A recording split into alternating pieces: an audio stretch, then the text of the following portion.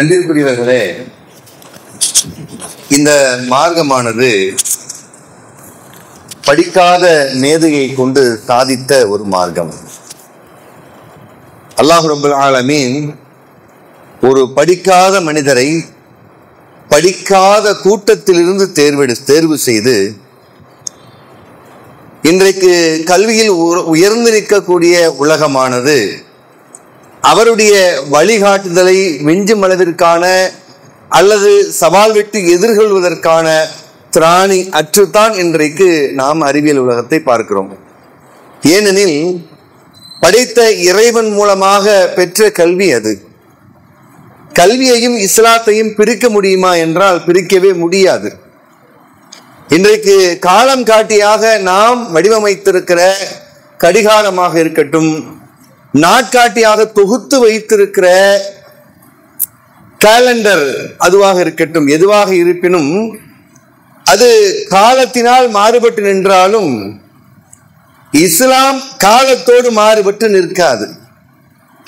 அது என்ன சிச்சுவேஷன்ல வேணாலும் மாறும். நீங்க மே காத்து அடிக்குது அப்படிம்பாங்க, அக்னி நட்சத்திரம் பிறந்துருச்சு வெயிலுன்னா என்னைக்கு அக்னி நட்சத்திரம் அன்னிலிருந்து இன்ன வரைக்கும் குழு குழுன்னு இருக்கு, அது மாறுபட்டுரும்.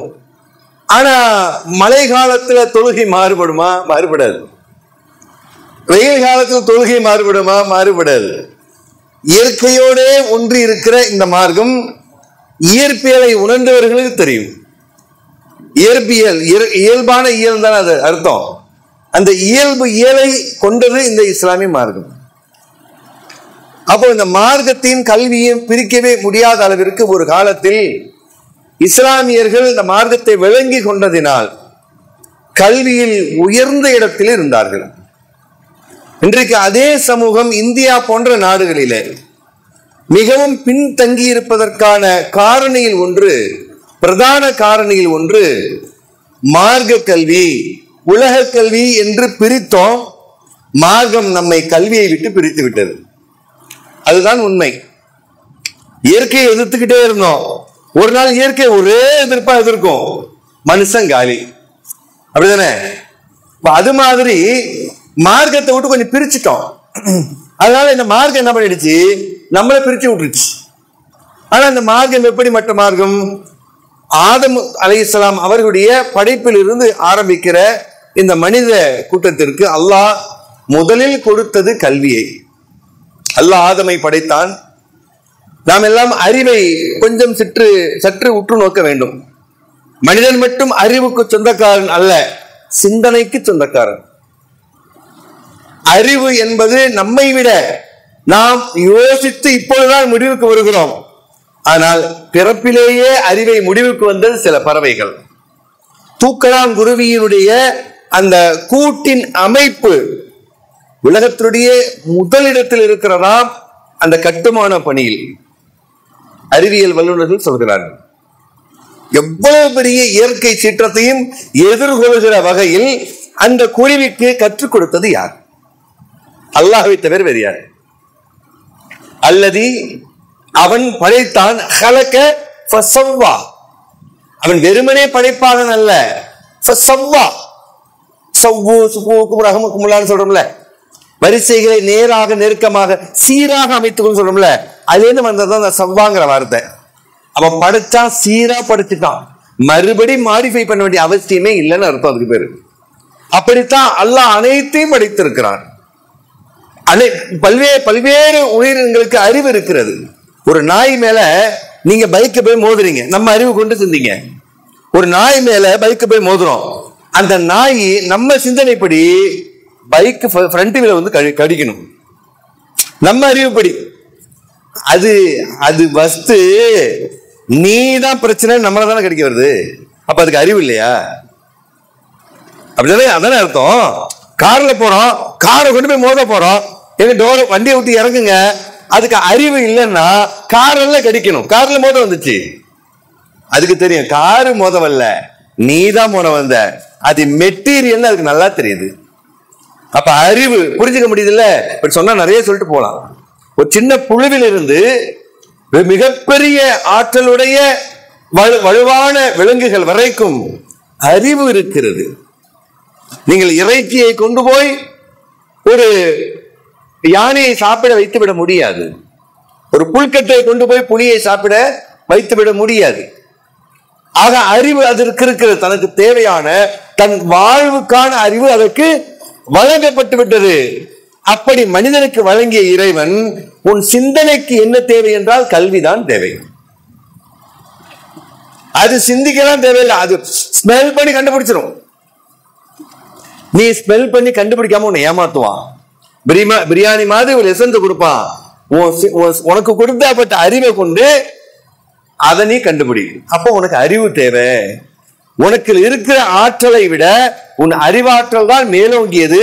ஆகவேதான் இந்த இறை தூதர் கித்தாப வல் ஹிக்மா, உங்களுக்கு அறிவையும் ஞானத்தையும் அவர் உங்களுக்கு கற்றுக் கொடுப்பார். வேதத்தையும் ஞானத்தையும் கற்றுக் கொடுப்பார்.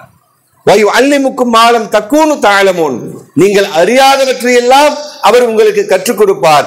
ஆகவே அவர் இறை தூதர். ஆனால் எப்படிப்பட்டவர்? படிக்க தெரியுமா? தெரியாது. ஆனால் படித்ததை கேட்டு புரிந்து கொண்டு நடக்க தெரியும். அதுவும் கல்வி.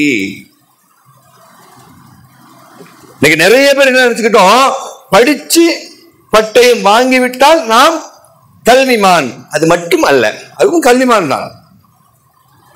கேட்டு கல்வி பெற்றவரும் கல்வியாளர் தான்.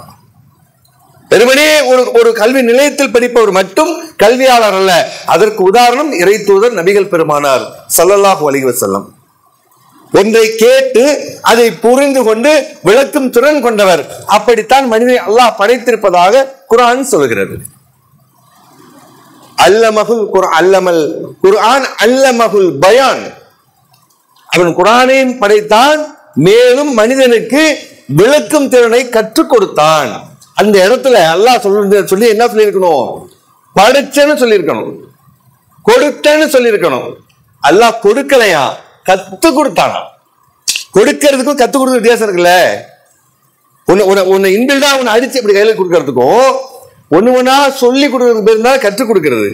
ஆகவேதான் ஆதம் அலைஹிஸ்ஸலாத்து அல்லாஹ் ரப்பல் ஆலமீன் நேரடியாக பாடம் எடுத்ததாக, இன்னும் சொல்வதாக இருந்தால் எழுதுகோலை கொண்டு கற்றுக் கொடுத்ததாக குர்ஆன் சொல்கிறது. அல்லதி அல்லம பில் கலம், பேனாவை கொண்டு அவன் கற்றுக் கொடுத்தான்.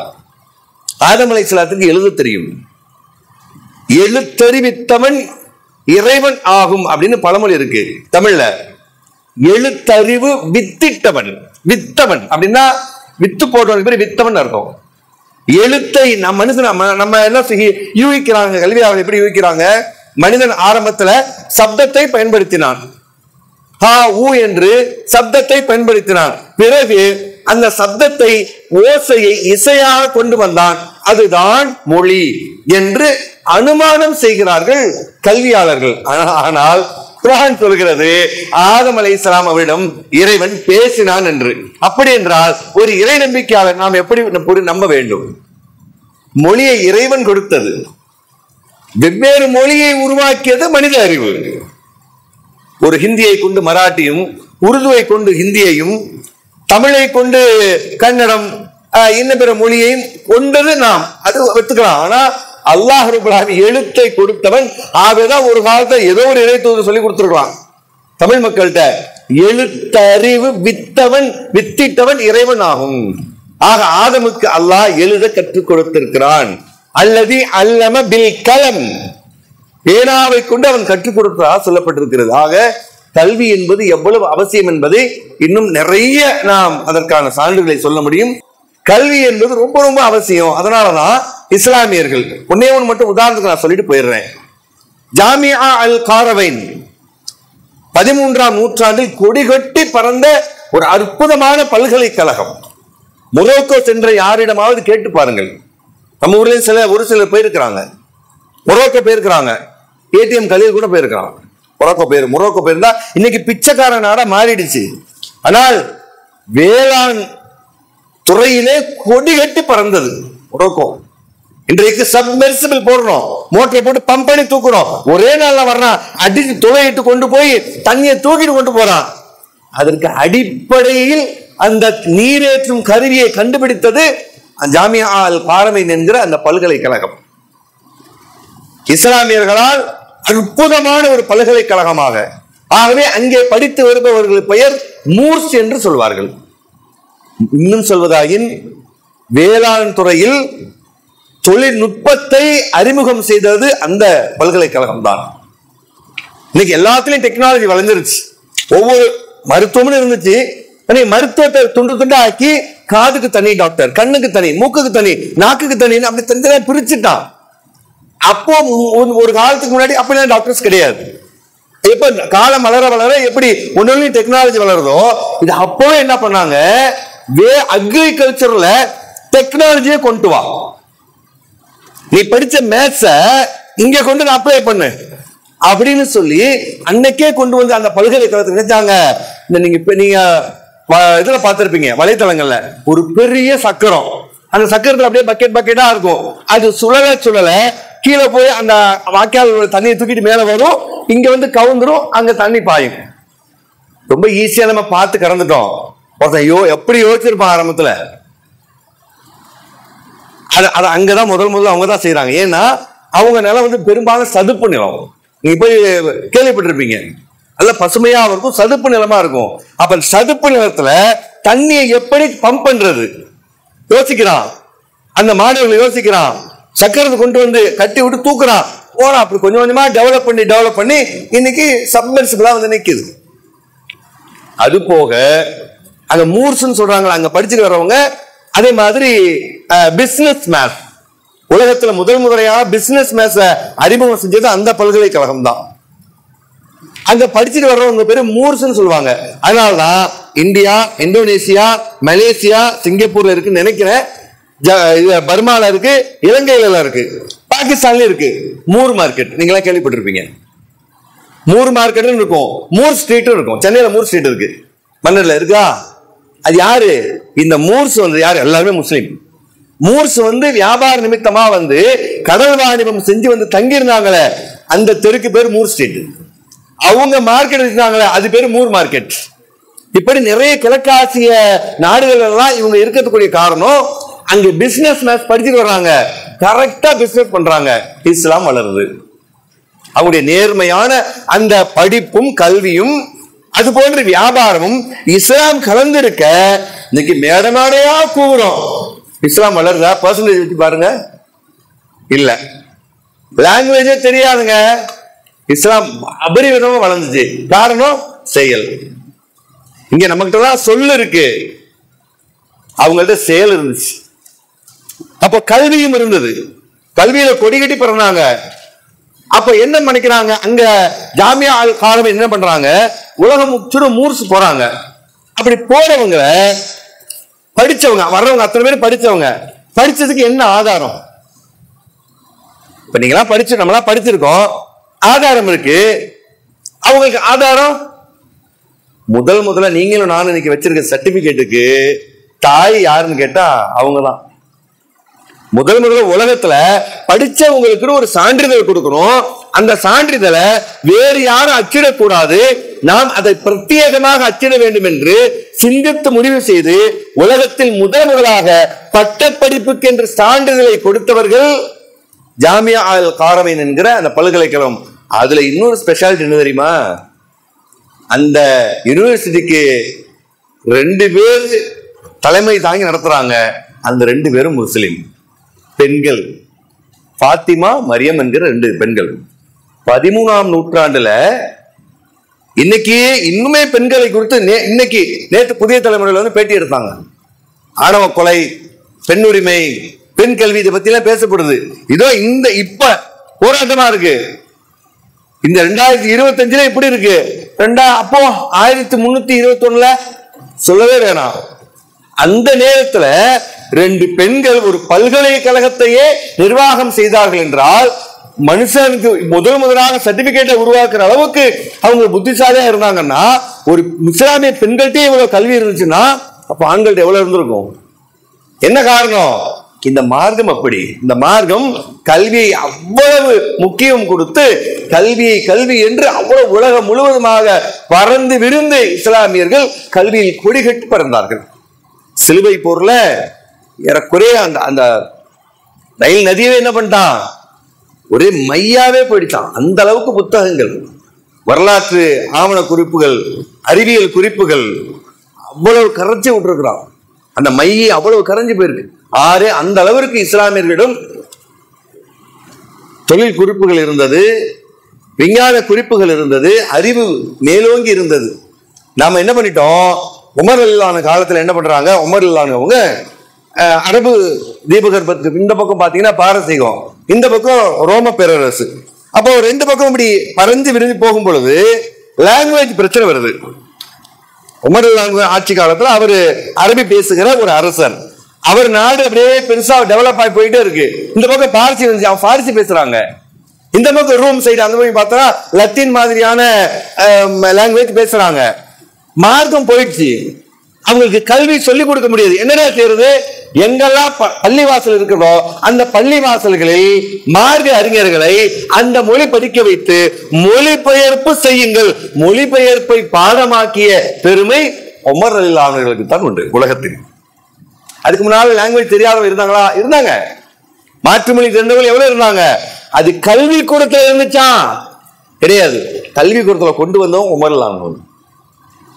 எங்கெல்லாம் பள்ளிவாசல் இருக்குதோ அங்கெல்லாம் பள்ளிக்கூடம் அப்படியே டெவலப் ஆகி வந்துகிட்டே இருந்தது. நாம அப்படி விட்டோம், அப்படியே கேட்சப் பண்ணிக்கிட்டாங்க கிறிஸ்டியன்ஸ்.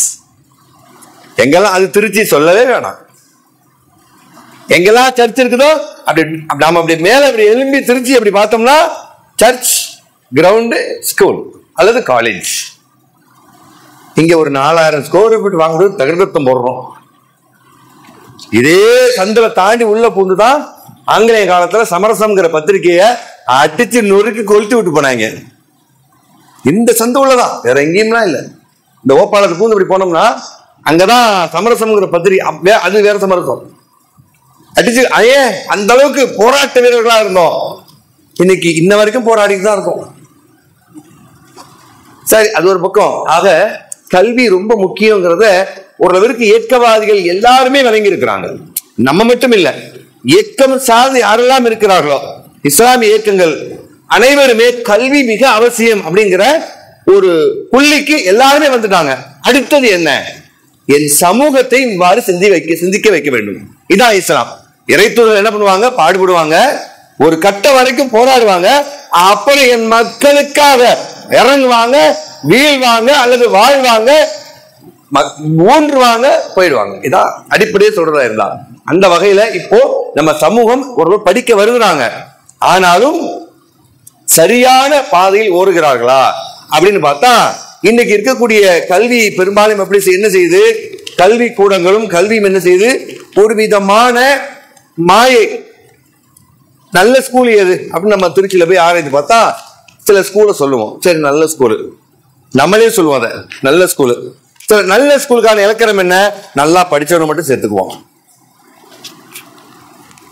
சூப்பரா டீச்சர்ஸ்லாம் well matured, well experience holders. சரி, வெல் எக்ஸ்பீரியன்ஸ் ஹோல்டர்ஸ் என்ன செய்யறாங்க, 400 மார்க்கு கீழே இருந்தா இங்க அப்ளிகேஷனே எடுக்க மாட்டோம், உனக்கு பேர் நல்ல ஸ்கூலு. சரி, அப்படியும் சேர்த்துட்டேன், காசு கம்மியா, அது நல்லா படிக்கிற பையனாச்சா, காசு கூட, நல்ல ஸ்கூலு, ஓகே, அதுவும் சூப்பரு, ஓகே.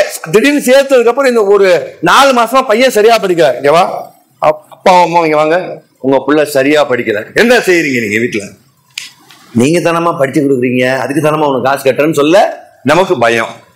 இது நல்ல ஸ்கூல். எப்படி எப்படி நம்மள ஆக்கிட்டா பாத்தீங்களா? அப்ப நம்ம எந்த அளவுக்கு நம்ம இப்ப கல்வியினுடைய நிலைமை என்ன, புது இன்வென்ஷன் ஏதாவது இருக்கா, புதுசா ஏதாவது கண்டுபிடிக்கிறானா? வாய்ப்பே இல்ல. உன்னதான் நான் ஒரு புத்தகத்துல கொடுத்து இதை படின்னு சொல்லிட்டேன், நான் எங்க புதுசா சிந்திக்க வைக்க உடனே போனை டெவலப் பண்ணுவேன், கம்ப்யூட்டர் டெவலப் பண்ணுவேன், அது மாதிரி ஒரு உபகரணத்தை என்னால இனிமேல கண்டுபிடிக்க முடியாது.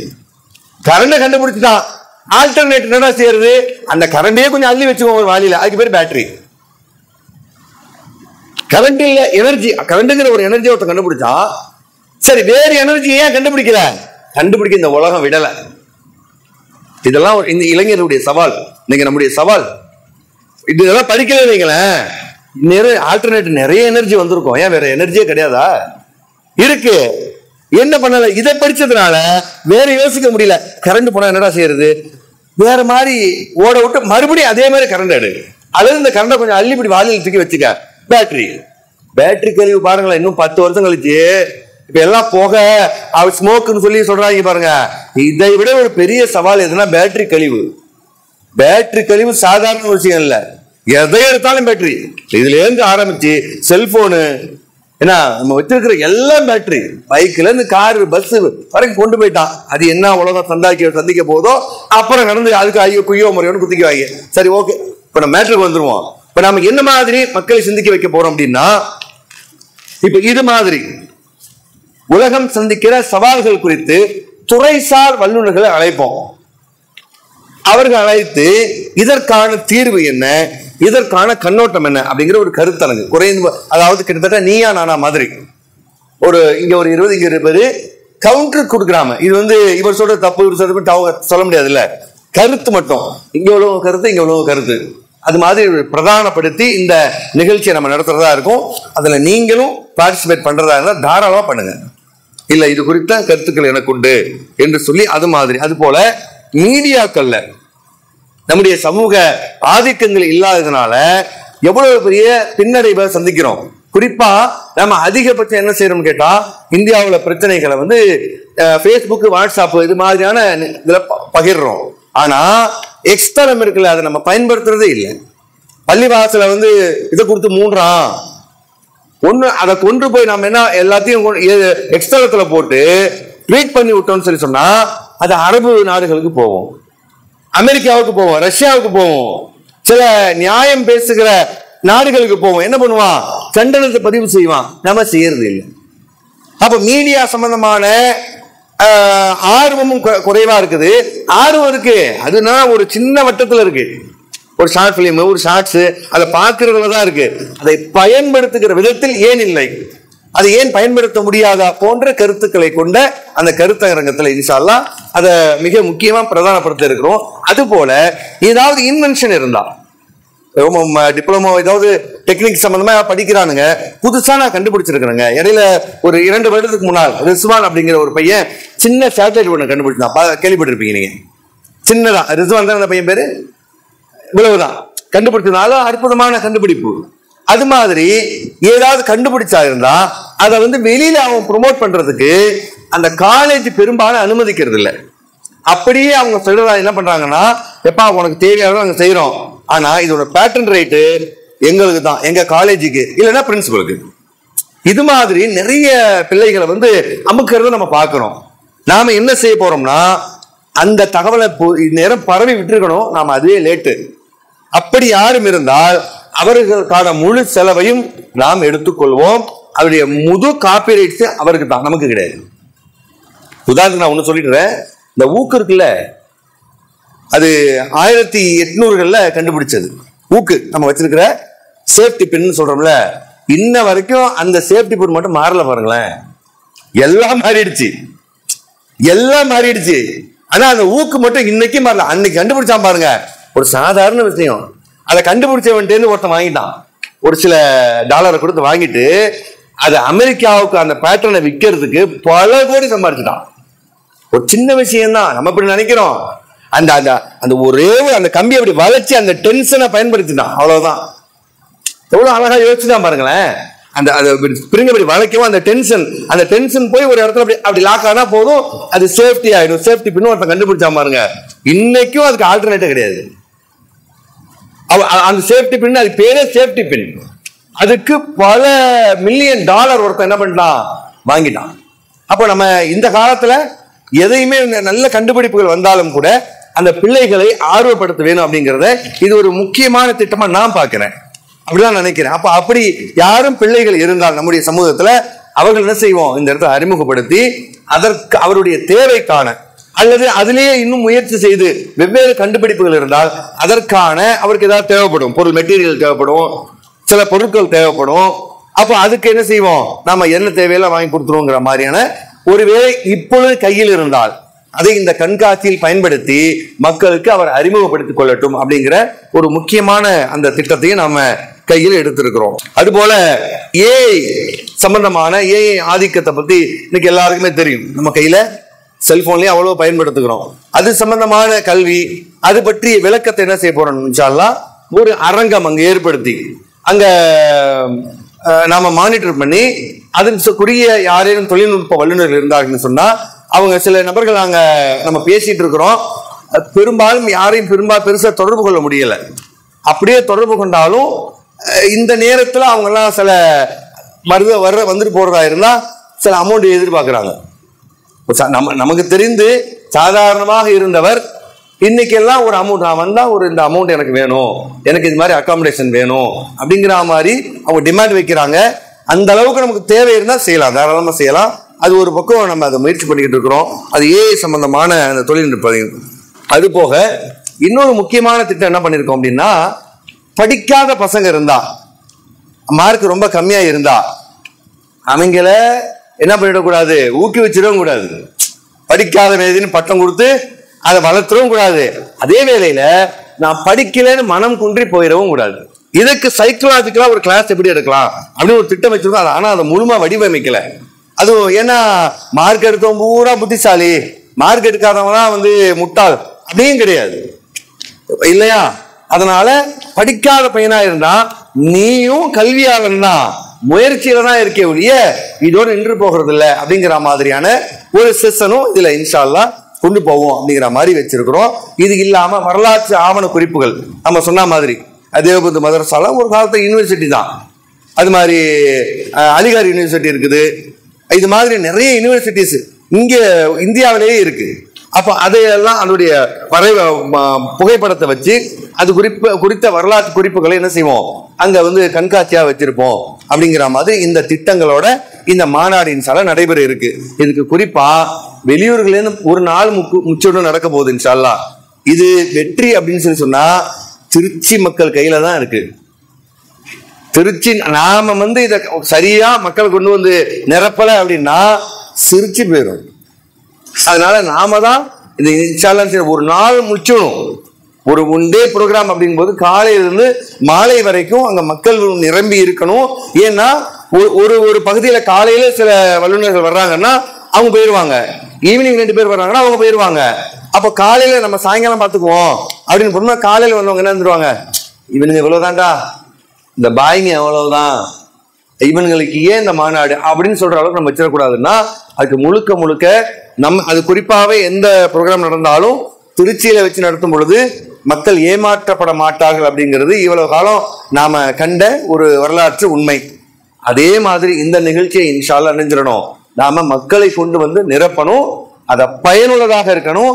வெறும் ஃபார்மாலிட்டிக்கு நடந்துடக்கூடாது, அது ரொம்ப கவனமா இருக்கணும். நாங்களும் நடத்தணும் அப்படின்னு இல்லாம இன்ஷா அல்லாஹ் நாம இன்னைக்கு விதைக்கிற விதை கண்டிப்பாக ஒரு காலத்தில் என் சமூகம் பயன் பெறும். திருமாவளவன் கூட இந்த நம்ம கட்சி அப்படிதான் வளர்த்தாரு.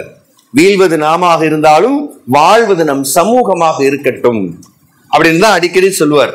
இதுக்கு முன்னால அவங்களுடைய ஸ்லோகம் எங்க பார்த்தாலும் திருமீறியலு, திருப்பி அடி, அடங்கமறு, அத்துமீறு.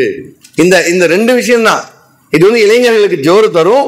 அதுவே தம் சமூகத்தினுடைய நிலைமையை உணர்த்துற மாதிரி வீழ்வது நாமாக இருந்தாலும் வாழ்வது நம் சமூகமாக இருக்கட்டும் அப்படின்னு இந்த போன வாரம் திருச்சி அல்ல தமிழ்நாட்டே ஒரு கலக்கிட்டாங்க பாருங்க.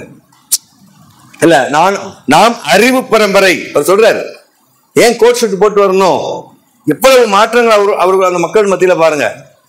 பெருசா ஒன்னும் இல்ல சிந்திப்பதற்கு. ஆனால் அவர் என்ன பண்றாரு, நீங்க எல்லாம் ஆண்ட பரம்பரை எழுதி வேணா வச்சுக்க, நாங்க அறிவு பரம்பரை அப்படின்னு சொல்றதெல்லாம் நம்மை சிந்திக்க வைக்கிறது. உண்மைக்குமே அறிவு பரம்பரை நாம் தான், ஆண்ட பரம்பரையும் நாம் தான். சொல்வதாக இருந்தால், ஒரு வாதத்திற்கு சொல்வதாக இருந்தால், உலகத்தின் பல்வேறு சாம்ராஜ்யத்தை கட்டி ஆண்ட சமூகம் நாம், இந்த மண்ணை ஆண்ட சமூகம் நாம். அறிவு சொல்லவே வேண்டாம். நம்மோடு அறிவோடு பயணித்துக் கொண்டே இருக்கக்கூடிய நாம் எல்லாவற்றுக்கும் தகுதி படைத்தவர்கள். ஆனால் தகுதி அற்று நிற்பதுதான் வேதனைக்குரியது. அந்த நிலை மாற வேண்டும் என்றால் அதை என்னை கொண்டு இறைவன் இங்கே ஏற்படுத்துகிறான் என்றால் இதை விட பாக்கியம் என்ன வேண்டும்? குர்ஆன் வசனம் சொல்வதை சொல்லி நான் நிறைவு செய்கிறேன். அல்லாஹ் சொல்கிறான், ஹல் யஸ்தவில் அஅமா வல் பஸீர், பார்வை உடையவனும் குருடனும் சமமாவானா? பார்வை எங்கே, குருடி எங்கே? ஆனால் அதே போல்தான் ஹல் யஸ்தவியல்லதி யஅலமூன வல்லதீன லா யஅலமூன், அறிந்தவனும் அறியாதவனும் சமமாவானா என்கிற அற்புதமான வார்த்தையை இறைவன் நம்மிடம் வீசுகிறான் என்றால், அந்த சுவாசத்தை பெற்ற நாம் அதற்கான வடிகாலை நம் சமூகத்திற்கு ஏற்படுத்தக்கூடிய அந்த பாக்கியத்தை செவ்வனே செய்து முடிக்க எல்லாம் வல்ல அல்லாஹ் ரப்பல் ஆலமீன் நமக்கு தந்தருள் புரிவானாக.